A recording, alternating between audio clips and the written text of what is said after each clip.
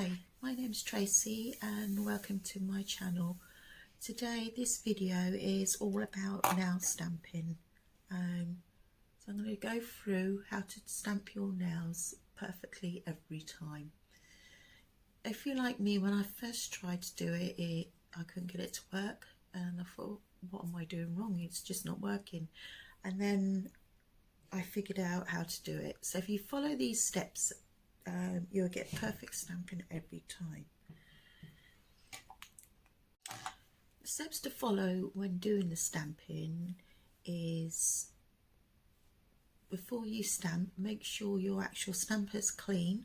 So just wipe it off or touch it on some tape in between each stamp, and then that will help it work properly.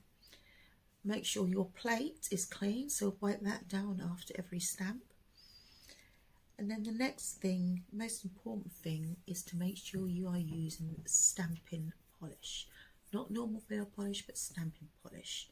And before you use it, give it a good shake, or if it's in a tube, good squeeze and shake. And then if you follow all these steps, you'll get perfect stamping results every time. And I tried it all and it didn't work. And then once I shook the bottles and the squeezy things, it worked perfectly.